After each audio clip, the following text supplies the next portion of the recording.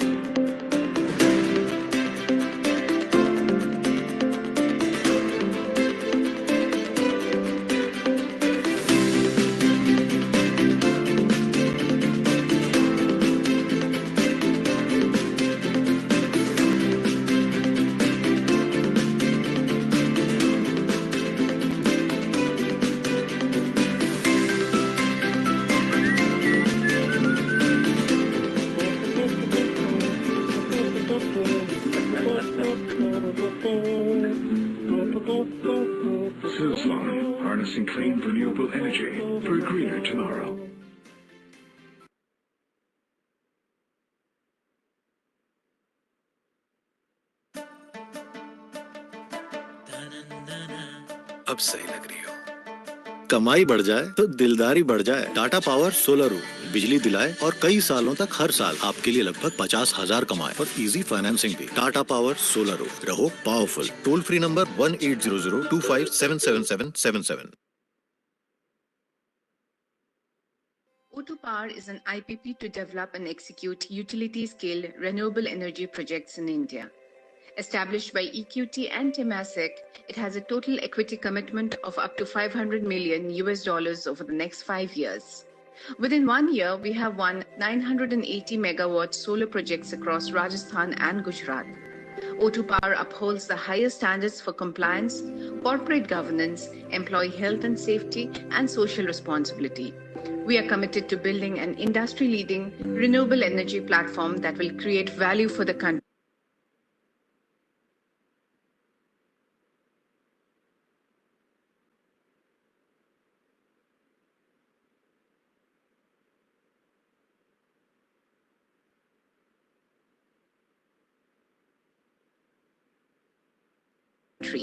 Thereby securing for it a clean and green future.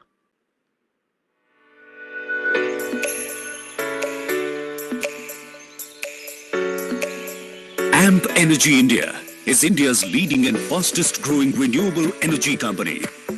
With a current portfolio of about 1 gigawatt spread across the 15 states in the country, AMP Energy India is one of India's only triple play renewable developer.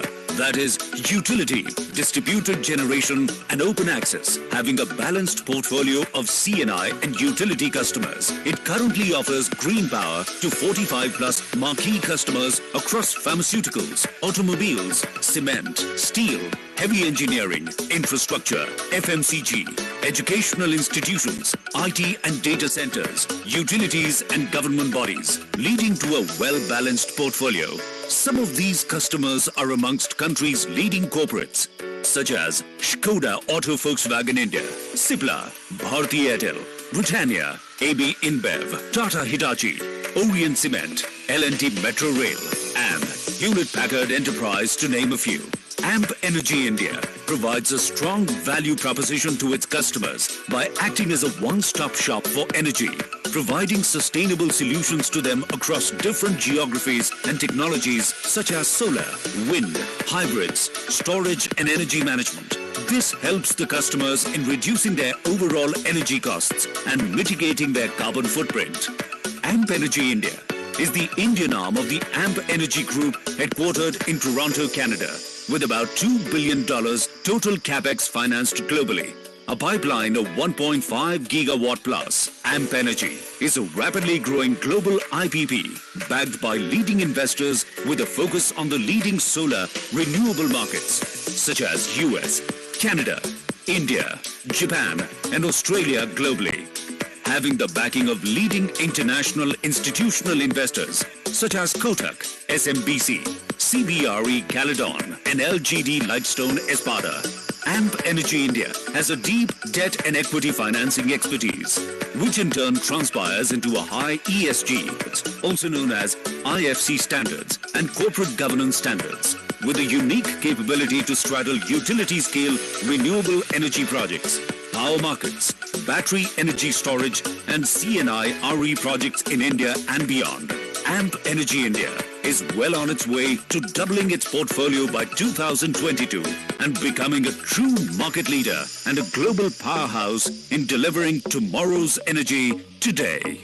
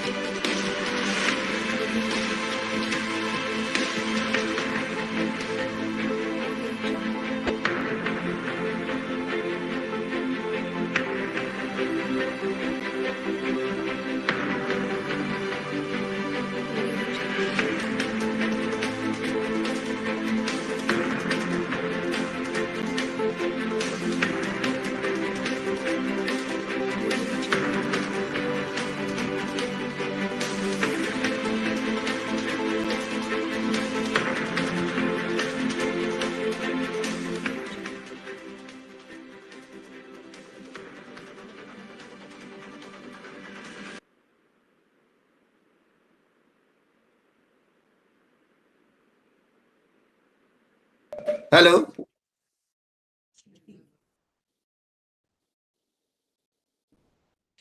Hello. Yes, please. Just wanted to ensure that you could hear us, right? And Yes, sir. I Loud wanted and to, clear. and you're from the minister's office, right? No, sir. Not Minister of IT. Oh, okay, fine. No, this is Babu. I want to understand whether minister's office's link is okay or not. Yeah, Minister Office has joined, but he hasn't speak anything till now. Okay. Somebody is there from minister's office. I can see somebody is there. Hello. No, they can't hear. Anyway, to you up check कर लेना, ठीक है? Okay. Sure, sir. Sure.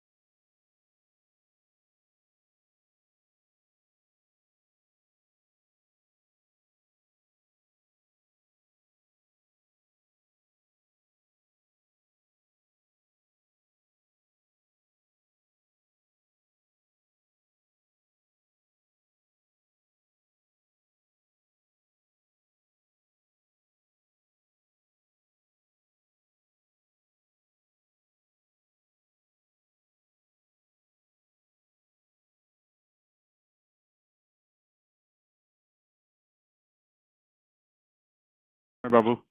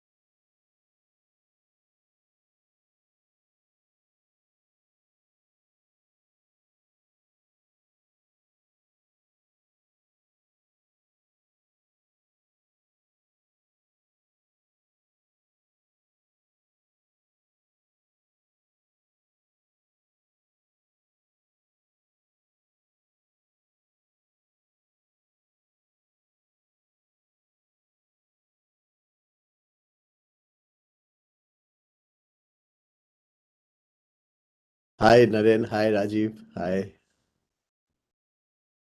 Hi, CB. Hi, Naren. Hi.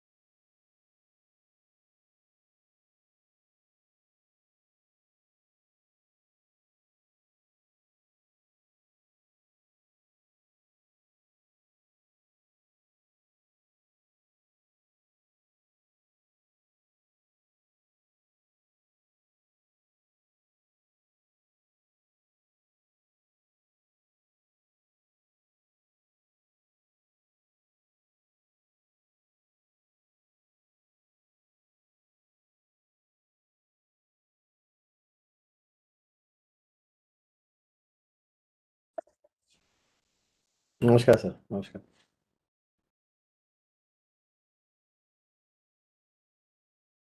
With your permission, if we can begin, please, sir. Thank you. Thank you very much, sir. A very good evening, ladies and gentlemen, and we are indeed most honored to have with us Shri Nitin Gadkari ji, the Honorable Minister for Road Transport and Highways, Government of India, for this very important and a very, very outstanding special ministerial plenary session on infrastructure, building competitiveness for RE manufacturing. It's a great honor and pleasure to welcome Shri Nitin Gadkari ji amongst our midst for this important session, and a warm welcome to all our members who have joined across the country. So we have around 1,000 people who have who are participating in this session, and with you in this special session, we'll also have the CII's President Narendran speaking from the industry perspectives, and we are joined by some of the most important industry people who are actually involved in RE manufacturing. So I just wanted to also mention that the leadership and passion of yours towards infrastructure is really known to all of us present here today and all of us in the country.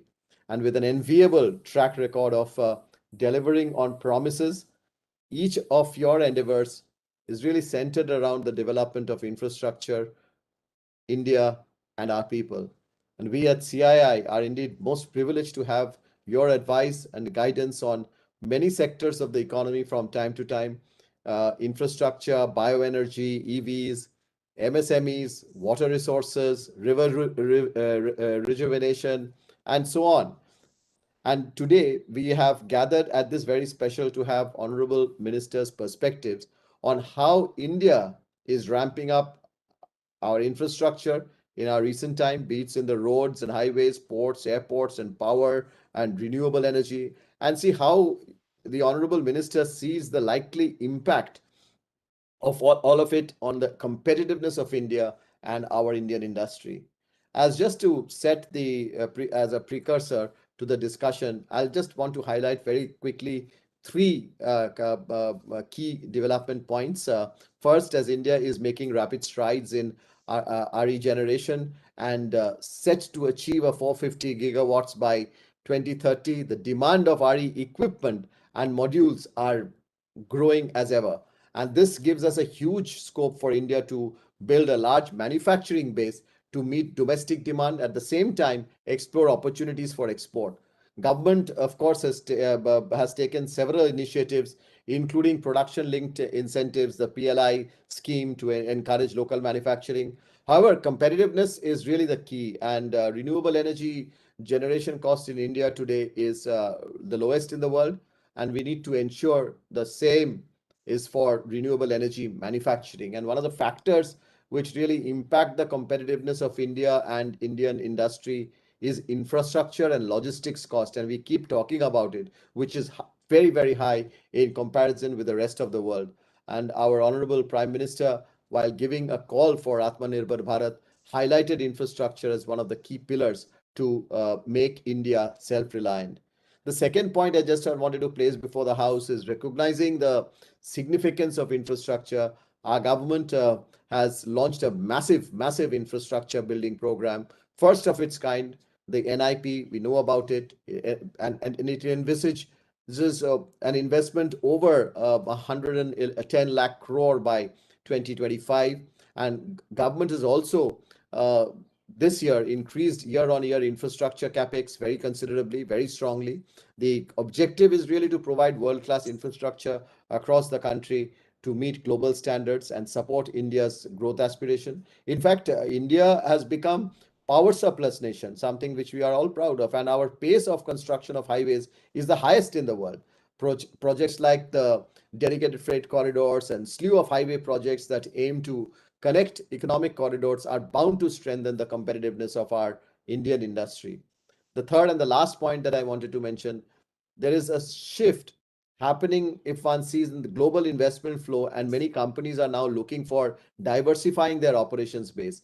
India has a phenomenal opportunity now, and we have enormous and ever-growing domestic demand. and we have requisite skill sets, absolutely, and entrepreneurship zeal, and above all, a very, very strong, proactive, supportive government. And thanks to Honorable Minister, we see a huge opportunity of collaboration. So once again, I would like to welcome the Honorable Minister and would like to work with you, sir, in partnership from the industry. And I'm sure we will be able to make India a preferred investment destination for RE manufacturing. Once again, thank you very much and welcome all of you, ladies and gentlemen, to this very important session. With that, may I now invite Narendran, TV Narendran, the President of CII, to please give his address and remarks. Thank you, CB. I join CB in welcoming the Honorable Minister. Thank you, sir, for your kind presence and participation in today's conference. I'd also like to take this opportunity to welcome all the other distinguished guests and members of CII who've joined us today. Today, we look forward to the Minister's address on a topic which is close to his heart on infrastructure, particularly against the backdrop of India's aspiration to be Aatmanirbhar with a large competitive manufacturing sector. The nation at large, the industry, society, and of course the government, all of us have together grappled with the challenges of COVID over the last 18 months. And I'm in some sense happy to report to the Honorable Minister that we did a CEO survey in the last National Council last week.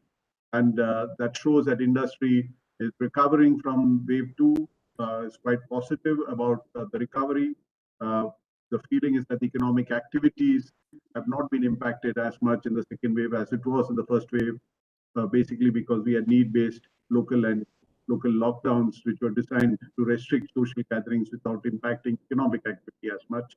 And most of the CEOs who participated in the survey indicated a recovery much faster than post the first wave, which we had last year. And of course, everyone agrees that vaccination is key to our recovery. Coming back to the topic of the discussion, we in CII feel strongly that infrastructure is a foundation for sustainable growth and development of the country. The CII theme this year is building India for a new world, and amongst other factors, we have laid a special focus on competitiveness and sustainability. Both, to our mind, are the key pillars to take India forward and make us globally competitive. When we look at competitiveness, we look at it in two parts: competitiveness of industry inside the factory gates, which very much depends on our members and the industry at large on being the best in the world in whatever they do. But also we look at the cost and ease of doing business outside of the factory gates, where we need a lot more focus on building world-class infrastructure and streamlining our processes to make India competitive. As per estimates, the logistics cost in India continues to be in the range of 12 to 14%, while it should be around 8 to 10%, while it is around 8 to 10% in developed countries. And this creates a competitiveness gap of about $180 billion. And this certainly is an opportunity for all of us to work together. I'm conscious of this fact. The government has made rapid strides in infrastructure development led by Honorable Minister, and be it roads or highways, airports, ports, and energy. And this is clearly reflected in the plans and outlays for infrastructure by the government, whether it is a national infrastructure pipeline that envisages an investment of 111 lakh crores, or the highest ever allocation of 1.18 lakh crores for the roads and highways. Investment of this magnitude in infrastructure offers a huge opportunity in terms of creating demand, generating jobs, and laying a foundation for creating an Aatmanirbhar Bharat. As far as RE manufacturing is concerned, India has made remarkable progress in renewable energy in the last few years.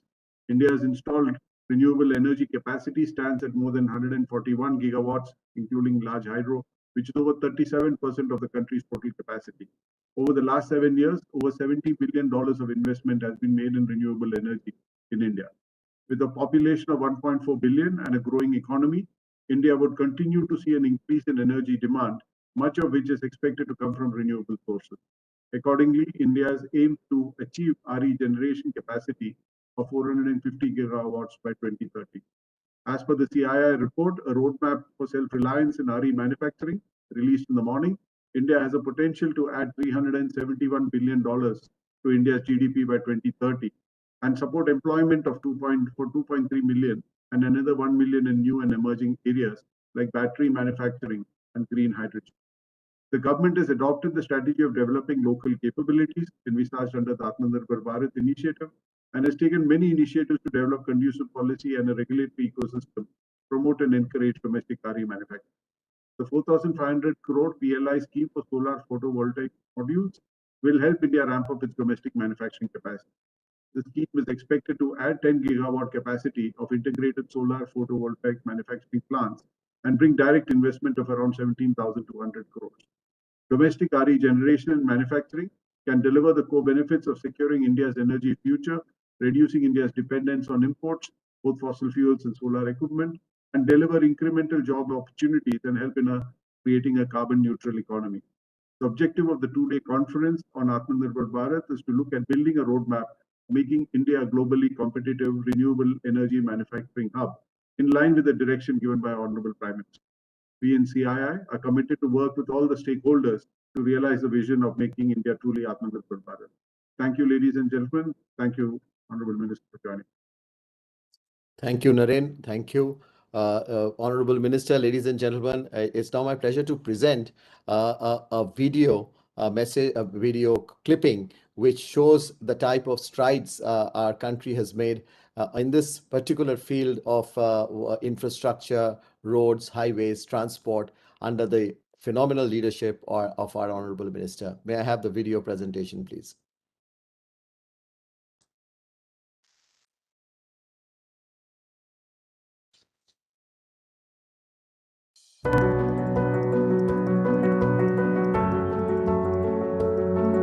There are followers, there are leaders, and then there are visionary.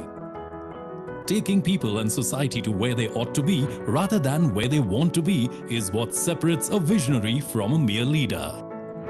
This rare quality is what sets apart Nitin Gadkari, Minister of Road Transport and Highways, from many of his ilk. Born in 1957 into a free-thinking agricultural family, Nitin Gadkari at heart has always been a social worker inspired by the RSS founder KB Hedgewar's ideals of humanity and nation building. Taking off as a Minister of the Public Works Department in 1995, Nitin Gadkari made groundbreaking changes in the speed the city of Mumbai traveled. So impressed was the then PM Atal Bihari Vajpayee ji with Gadkari ji's performance as PWD Minister that he offered him a responsibility of weaving road nets in the whole of rural India. The outstanding Swarnim Chaturbhuj Yojana, of which Shri Gadkari ji was the chairman, is the culmination of these efforts. 55 flyovers dotting the city have made commuting in Mumbai much easier than ever before. The foundation for the magnificent Bandra-Worli Sea Link was also readied during this time. The jewel in the crown of Maharashtra, India's first expressway, the world-class Pune-Mumbai Expressway, is also a futuristic project imagined and brought to fruition by Nitin Gadkari. Connecting over 13,000 unconnected villages with an all-weather $100 million USD project is another feat accomplished by this far-sighted visionary. Nagpur, his hometown, has seen first of its kind double-decker bridge. An innovative beautification of flyover using local artists and painting of great political and social leaders was added attraction. Ajni Intermodal Station will have connectivity between long-distance buses, city buses, railways, metro and indirect link with city airport. Nagpur Broad Gauge Metro, which is a commuter rail project planned for Nagpur city and extending up to adjacent areas of Wardha, Narkhed, Ramtek, Bhandara and Chhindwara. World-class institutions like IIT, IIM and AIIMS emerge and thrive under his watchful gaze. This is in addition to the over 1,000 Ekal Vidyalayas that go a long way into molding the future tribal generations. Performing over 10,000 successful heart surgeries is another stupendous achievement in his illustrious career as a warm-hearted do-gooder. The city of Nagpur is the first city to explore alternative biofuels for transport. These include bio-CNG buses. His innovative idea of India's first of its kind CNG-run tractor has proved to be farmer-friendly, cost-effective and helping in reducing air pollution. In a historic push for biofuels, Gadkari ji is introducing flex engines which will run on 100% ethanol, directly providing additional income to farmers and the agricultural sector. Sanskritik Mahotsav, motivating local artists to go nationally. Krida Mahotsav, supporting local sportsmen to showcase their abilities and motivate them to go nationally and on Olympic level. Projects like AgroVision are helping farmers with latest technologies and practices. His idea of using sewage water for power generation, use of ethanol as fuel, have added a whole new dimension to the city's development program. As India's current Minister of Road Transport Highways, he has re-energized the whole sector with his clear vision. With more than 40,000 kilometers of national highways constructed in the last 7 years, 60,000 kilometers of new roads under his supervision are being constructed. The speed of road construction from a mere 3 kilometers in 2014 has grown to 40 kilometers in 2021. The dazzling Delhi-Mumbai Expressway has set 4 new world records with 12,500 cubic meters of concrete being laid down on the 4-lane stretch of 25.4 kilometers. These world records are as follows: highway construction rate at 37 kilometers per hour, construction of 2.5 kilometer long 4-lane concrete road near Vadodara at Delhi-Mumbai Expressway in 24 hours, laying down of 26 kilometer long bitumen road at Solapur-Bijapur section of NH52 in 21 hours. A 50% growth in the length of the national highways in the last 7 years of the NDA government is a monumental achievement. The figures went up from 91,287 kilometers to 1,37,625 kilometers. Going further, INR 3.32 lakh crore is allotted for 22 Greenfield Expressway, initiated by the bridge building messiah, as he is fondly referred to. Bharatmala and Sagarmala, 2 world-class access-controlled expressway projects led by Nitin Gadkari, are presently in various stages of construction. The Bharatmala project seeks to eliminate the perennial road traffic movement imbroglio across the country. With Nitin Gadkari taking charge, India's much maligned logistics sector has also metamorphosed from a point-to-point model to a hub-and-spoke model. This multimodal transport system integrates railways, highways, inland waterways, and airports, conjuring a highly effective transportation grid, substantially reducing logistic costs and pollution. 35 multimodal logistic parks, 50 economic corridors, 10 intermodal stations are being readied for the monumental effort. Logistics summits with the international participants, including government organizations and the World Bank, leading to MOUs worth 2 lakh crore, have been held to add muscle to the initiative. Among his other endeavors, unprecedented progress is evident in port industrialization, national water highway traffic, jetties for coastal tourism, Ganga Yamuna cleaning, fundraising, asset monetization project, toll operate transfer. As MSME Minister, he has gone all the way to promote entrepreneurship, helping rural youth to adopt Khadi as a means of self-employment. The MSME Ministry has also found wings under Mr. Gadkari. He changed the definition for classification of MSME. Now, a company investing 1 crore and earning a turnover of 5 crore will be classified as micro company. The portal Udyam Registration UR offers faceless, fully online, paperless and transparent MSME registration process, fully integrated with income tax and GSTN systems. His brainchild, Jal Kranti, Buldhana pattern of water conservation with changed economy of villages by rejuvenating water bodies, has won a global award. Mr. Gadkari introduced the first ever vehicle scrapping policy, which proved to be the fight against pollution and in the interest of road and vehicle safety. New FASTag policy is helping commuters to save their fuel and time on toll plazas. Some of his major work, like unprecedented push for research and development in electric vehicle, leading research and development for usage of waste materials in highway construction to cut down highway construction costs and generate wealth out of waste materials, developing ropeways and funicular railways in the remotest parts of the country, thus boosting tourism.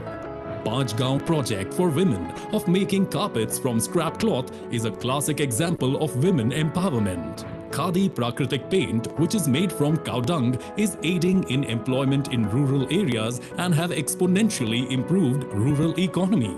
When all industries were shut in the pandemic, Mr. Gadkari empathized with people by conducting webinars and 800 plus video conferences. His quick decision making in procuring oxygen PPE kits helped those affected by the deadly virus.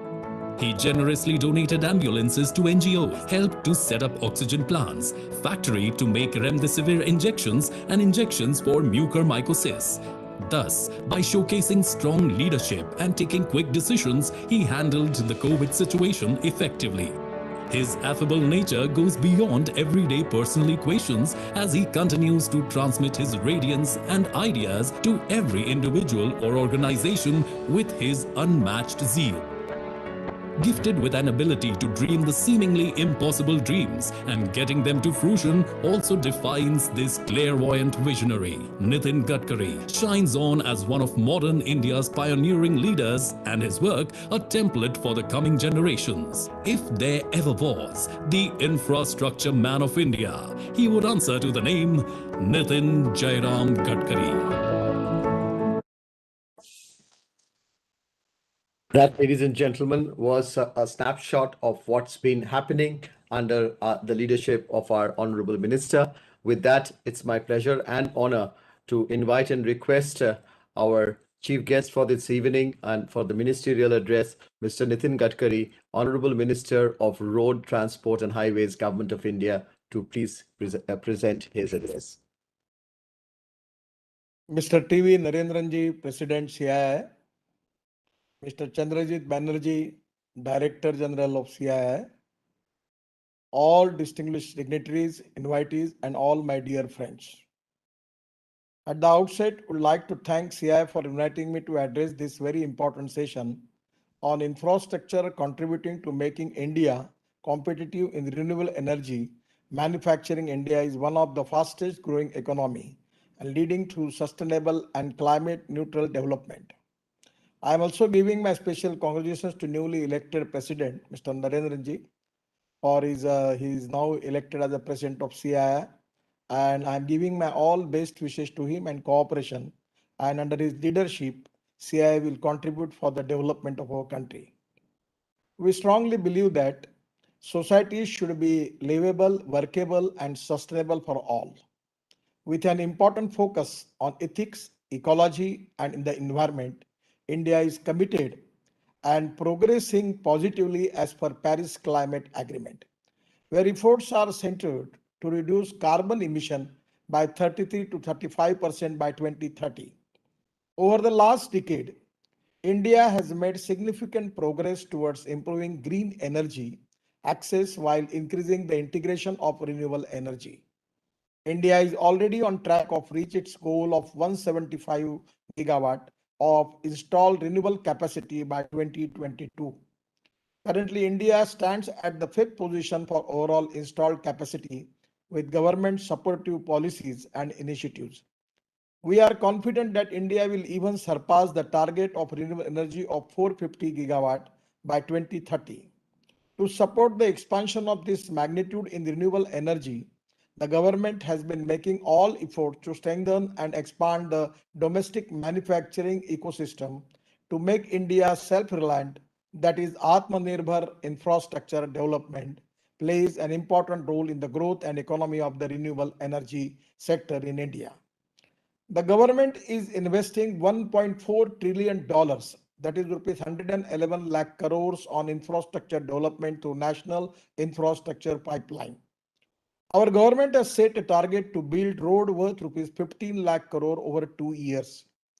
My ministry has taken up a number of highway development and expansion projects that will considerably reduce travel time, enhance safety, efficiency, and ease of transport of goods and passenger vehicles traffic. We are developing 22 greenfield expressways and access control corridors of length of 8,000 kilometers.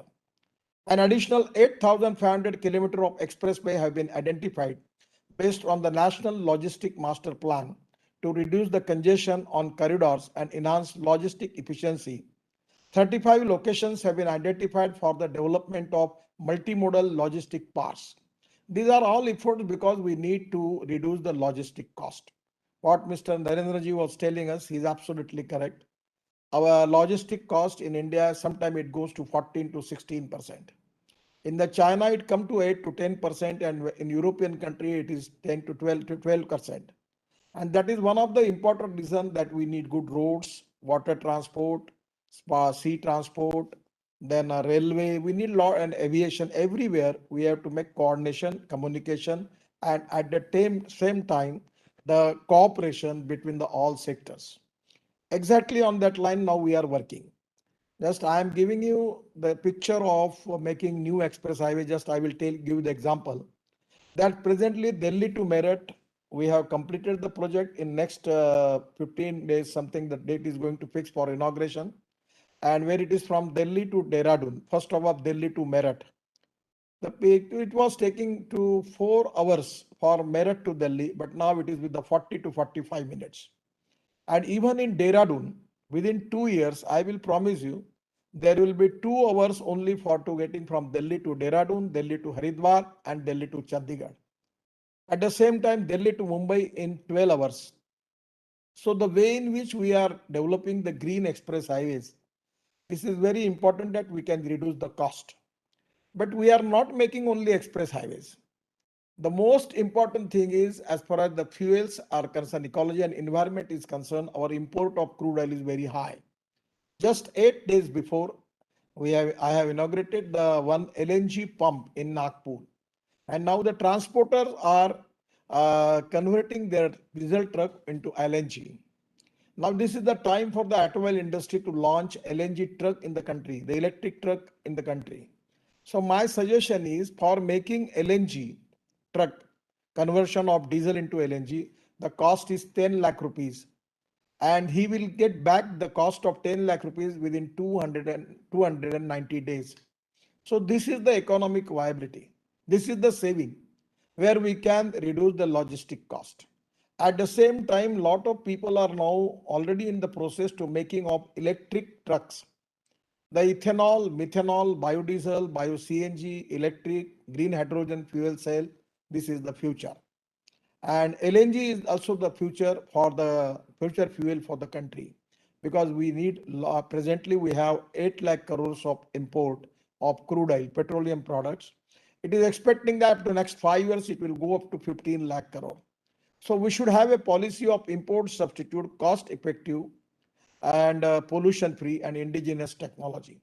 So where we are working on it, and I will request Honorable CI office bearers and the President that this is the time that we need to convert our construction equipment machinery also on alternative fuel. Now the JCB has launched one JCB where they are using 50% this CNG. So I have also launched my own tractor converted on CNG, where there is a saving of 1,25,000 rupees per year in the tractor.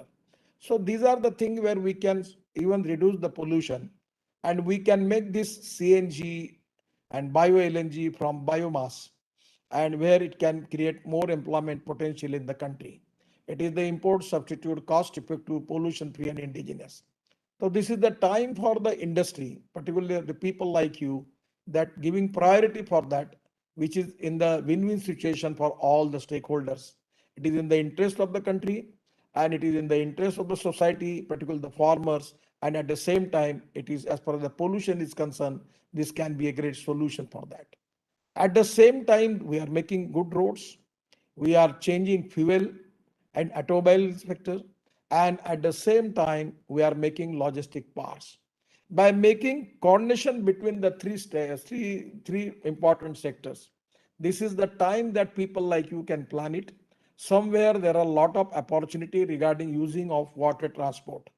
Now going by road, if the cost is 10 rupees, going by railway is 6 rupees, going by waterways is only 1 rupees. We can convert our barges and ships on methanol. The Assam Petroleum is manufacturing 100 ton of methanol per day. At the time when I was Minister for Shipping and Port and Waterways, we have completed dredging in Brahmaputra. There is a draft of 3 meter already available. We can go up to the Mungli port in Bangladesh also. We have completed that work. The Varanasi, Haldia, Sahibganj and Ghazipur, these are the multimodal hub. And particularly the steel, cement and fertilizer.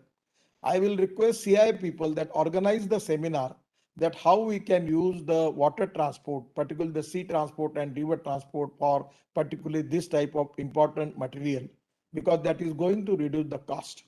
So my suggestion is logistic cost.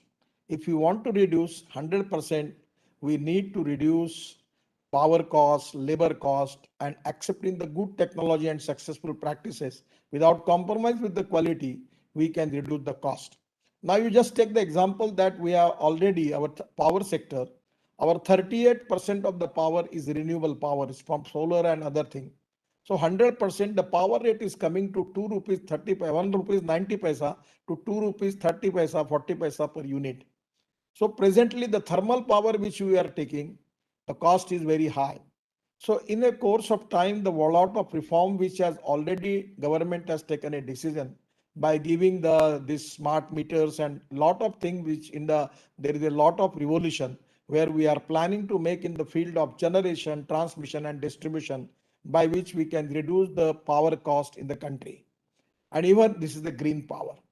So my suggestion is either it is for petroleum fuel in energy sector, we can go for green fuel, and even in the power sector for electric vehicle, electric highways, now electric trucks, we can use our construction equipment on electricity. One of the leading company in India is now trying to manufacture electric trucks and the mining equipment on electricity. So that is going to reduce the cost, and day by day we are going to reduce the electric cost. That is exactly the most important thing for the industry, where we can be more competent in the international market. So exactly on the line, making good roads, access control highways, logistic connectivity, by which it can easily, you can go up to the ports, and at the same time using the fuel with a green fuel, where we can reduce the pollution. At the same time, it is cost effective and import substitute. And at the same time, we can give priority for waterways and water transport. By this methodology, I am confident that we will be in position to take our logistic cost up to 8%, and by which we will be more competitive in international market. So exactly this is the line of the government, and I am confident that 100% this MMLP will be equipped with warehousing and storage housing, warehousing, storage, container yard, truck parking, cold storage, packaging, and assembling areas, and railway and waterway connectivity. This logistic part should also trigger the development of manufacturing clusters in adjacent rural and tier 2 urban areas. We have mandated the use of solar power at all national highway toll plazas. The government of India and the World Bank recently have signed a $500 million project to build safe and green national highway corridors in the 4 states, that is Rajasthan, Himachal Pradesh, Uttar Pradesh and Andhra Pradesh. My ministry is focused on cost-effective, qualitative, time-bound and sustainable development of roads, bridges, flyovers and tunnels across the country. Actually, we are working on the line that how we can reduce the use of steel and cement in road construction. Now that is my highest priority. Without compromise with the quality, accepting the new technology, we are now in a position that we can reduce the cost of construction, and at the same time without compromise with the quality using of different materials. So on the basis of that, now I'm telling you the example of the Malaysia and Singapore. They have just made an experiment that distance between the two pier, it is 120 meter. And they're making that precast beam by using steel fiber. So we are also accepting that technology and code by which we can make the precast beam by using the steel fiber, and where distance between the two pier will be 120 meter. Now presently we are making it 30 meter. We are not doing more than 30 meter. So it is going to reduce the cost of 30% of the flyovers. For the tunneling, we are making the tunnel of 2 lakh crores. So now we are planning to make a special division for tunnels. And now we are thinking of line to take the technology from Norway and even from the successful technology from the world, that how we can reduce the cost of the tunnels. Actually, I'm giving the example in Jojila tunnel in Kargil, in Kashmir, Ladakh area, where the cost of the tunnel was 11,000 crore. We tendered it 4 times, but now at the 5th time, we received the tender and where we save 5,000 crore in one project. So our idea is to, without compromising the quality, we have to reduce the cost. And that is exactly the most important thing for the country. India imports rupees 8 lakh crore of crude oil, and this is going to be a double in the next 4 to 5 years and will have a huge impact on the Indian economy and environment. We need to promote and adopt import substitute, cost effective, indigenous and pollution free mode of transport.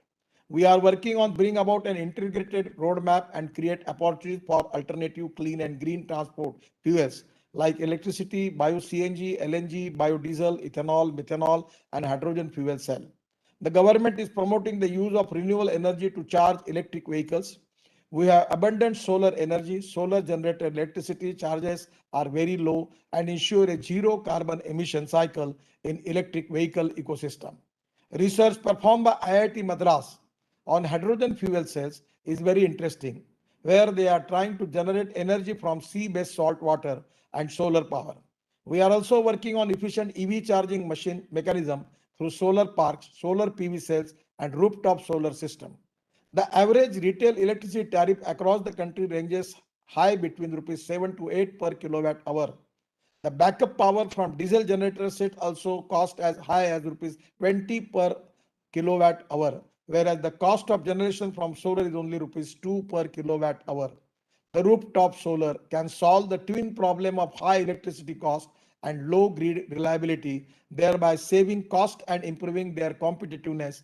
And recently, along with the World Bank, the SBI, State Bank of India, and Ministry of New and Renewable Energy, we have proposed to accelerate adoption of rooftop solar units, which will help MSMEs access credit of around $1 billion. We are installing electric highway system over upcoming Delhi-Mumbai Expressway, which can be electrified using abundant solar energy in the region.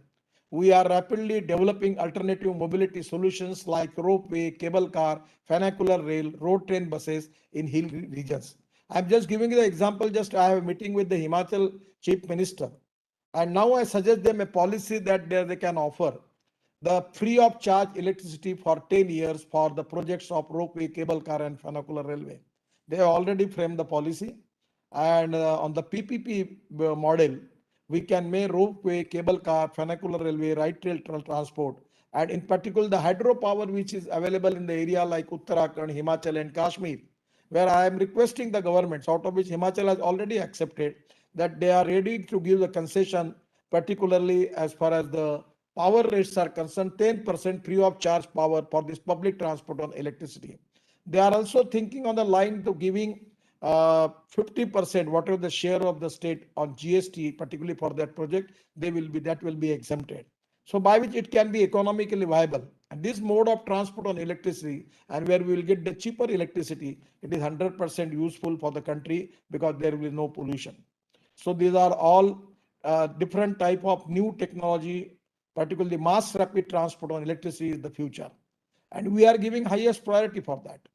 And that is in hilly regions such as Himachal and Uttarakhand, ropeway and cable car system can be efficiently operated using hydropower, and we have planned to shift public transport and logistic on 100% green and clean source of energy. LNG as a fuel is economically viable for long-term trucks and buses. I have just inaugurated India's first commercial LNG pump. I request to automobile industry that it's the time for them to launch trucks on LNG. That is to be going to be give a great saving for the people. So the economic is so good that the cost of conversion is rupees 10 lakh, and which can be recovered in 295 days with average of 5 kilometers per hour. So our agriculture is our real strength, and we intended to diversify that into energy and power sector. Waste to wealth and waste to energy is very important. The biomass is one of the important source of renewable energy. Now the NTPC has decided to take 2 crore ton of biomass or making generation of power. So that is giving to help to our agriculture sector. We are now allowing ethanol production from food grains like rice, corn, wheat, and corn, and which are surplus in the country. We are committed to delivering vehicles with flex engine that give the users an option to run vehicle on either 100% petrol or 100% ethanol. Recently, I have launched the first ever agriculture tractor run on bio-CNG and soon launching a tractor run on 100% electricity. We are also insisting industry to develop construction equipment operating on bio-CNG, ethanol and electric. We have used sewage water in Nagpur city for power generation, by which Nagpur Municipal Corporation is getting royalty of rupees 325 crore from the State Electricity Board. And we have converted 400 city buses in Nagpur to run on bio-CNG generated from municipal waste. The renewable technologies are more labor intensive within the solar and biomass sectors. We'll have biggest employment generation over 3 million by 2050. One of the key learnings from COVID-19 which India has learned is that the country has the talent of innovate and solve global challenges. Sincerely hope that all this initiative towards infrastructure development and reform in the automobile energy sector would support and encourage renewable energy ecosystem in the country. Our government is fully committed to make India a competitive manufacturing hub here. And I would like to compliment Confederation of Indian Industry for their consistent efforts towards capacity building, skill development, and green business in the renewable energy sector. With these few words, I am also confident. Now today, the future is related with the knowledge. The innovation, entrepreneurship, science, technology, research, skill, and successful practices. We name it as a knowledge, and conversion of knowledge into wealth is the future. I will request particularly the people like you who are representing the CII and the industrial leaders that how we can get the best technology, that knowledge by which we can reduce the cost. As far as ecology is concerned, we 100% we have to protect ecology and environment, and at the same time we need to increase our exports, by which creating more employment potential in the country. The presently size of automobile industry is 6,50,000 crore, and out of which 50% is export. Our two-wheeler industry like Bajaj, Hero, and TVS, they are exporting their 50% production of two-wheeler. Now, by electric, ethanol, methanol, biodiesel, bio-CNG, LNG, where we are working on the line and scrapping policy, my dream is to make Indian automobile industry within 5 years a #1 manufacturing hub in the world. Already all automobile giants, particularly all reputed brands, are present in Indian market. And this is the industry which is create maximum employment potential in the country, and where the role of CI is very important. You can be initiator, facilitator, and even with your discussions, seminars, and 100% for government policy also, your suggestions are very important. So under the leadership of Mr. Narendran ji, I am confident that the CI will give good suggestion to all the ministry. Our target is same, and 100% we are going to achieve our goal to make India as a #1 economy, global economy in the world. And that can be possible with the cooperation of all the stakeholders. I once again thank CI for providing me this opportunity to share my perspective on this important topic. And I wish you all the best. Thank you very much. Namaskar. Thank you, sir. Thank you. Thank you. Thank you very much, sir. Thank you for your vision, sharing your vision with us. Thank you for telling us the huge amount of work which has happened in the last few years in this area. And thank you for also giving us a big, very, very realistic snapshot of what the opportunities lies ahead and how the industry can respond to the several opportunities, the policies that you are laying down. So we look forward to working with your government, with your ministry in taking your thoughts ahead further. I'll not like to summarize at all. I will not even attempt to summarize what you have tried saying, but we have made extensive notes of the work that you have given to us. Every time that you come to us, you give us many ideas to work upon, and we always find it a great opportunity to work on those ideas. So we shall do that, and we shall keep coming back to you for reporting the progress and also checking in with you as to what could be the next level of work that can be focused upon. With that, I would like to once again thank you on behalf of all of us present here for your leadership, for your partnership, and for your guidance, and for participating today and sparing your time. Thank you very much, Honorable Minister. Thank you. Thank you, sir. Thank you very much.